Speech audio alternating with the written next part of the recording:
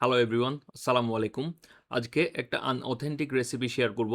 কারণ ইউটিউবে সবাইকে অলওয়েজ অথেন্টিক রেসিপি শেয়ার করতে দেখা যায়। তাই আমি চিন্তা করলাম আজকে একটা আনঅথেন্টিক রেসিপি শেয়ার করা যাক। আজকে বানাবো জলজিরা, যদিও এর নাম মাসালা সোডা বেশি অ্যাপ্রোপ্রিয়েট বলে আমি মনে করি। আজকের এই আনঅথেন্টিক জলজিরার টেস্ট আমাদের মার্কেটে যে জিরা পানি পাওয়া যায় ওটার মতো, বাট বেটার। কারণ রেসিপির ফুল কন্ট্রোল আপনার নিজের হাতে। প্রথমে নিব একটা লেবু। আমাদের গ্রামের উঠানে গাছে লেবু ধরেছিল, ওখান থেকে আজ কাজ চালিয়ে দিব। লেবুর রস নিব 1 টেবিল স্পুনের মতো। সব ইনগ্রিডিয়েন্টস নিজের টেস্ট অনুযায়ী কম বেশি অ্যাডজাস্ট করে নিতে পারবেন। এরপর দিব পুদিনা। আম্মু ব্যালকনিতে পুদিনা লাগিয়েছিল, ওখান থেকেই মেরে দিয়েছি। নিজের টেস্ট অনুযায়ী পুদিনা পাতা নিয়ে হাত দিয়ে সামান্য কষলিয়ে অ্যাড করে নিব। কয়েকটা বরফ অ্যাড করে নিব।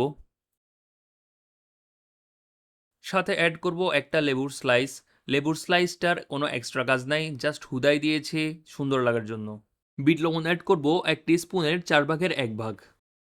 অ্যাড করব হাফ টিস্পুন চাট মশলা। আমার মতো যদি ইন্টেন্স ফ্লেভার ভালো লাগে তাহলে চাট মশলা 1 টিস্পুন দিতে পারেন। অ্যাড করব হাফ টিস্পুনের মতো ভাজা জিরার গুঁড়া। সবার শেষে অ্যাড করবেন আপনার পছন্দ মতো যে কোনো সফট ড্রিঙ্কস, কোলা বা সোডা। যে কোনো সোডা বলেছি, তার মানে জিরা পানি বানাতে আবার জিরা পানি অ্যাড করে দিবেন না। আমি নরমালি খুব একটা বেশি কোল্ড ড্রিঙ্কস খাই না, তবে বিরিয়ানির সাথে কিংবা কোরবানের সময় যদি খাওয়া হয় তখন এভাবেও বানিয়ে খাই। আমি রেকমেন্ড করব একবার হলেও ট্রাই করে দেখার জন্য, যেহেতু ইজি রেসিপি।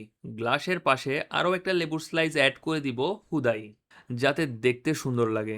সবগুলো ইনগ্রেডিয়েন্টস নিজের পছন্দ মতো বাড়িয়ে বা কমিয়ে অ্যাড করলেই বেস্ট রেজাল্ট পাবেন। ভিডিওটি দেখার জন্য ধন্যবাদ। আল্লাহ হাফেজ।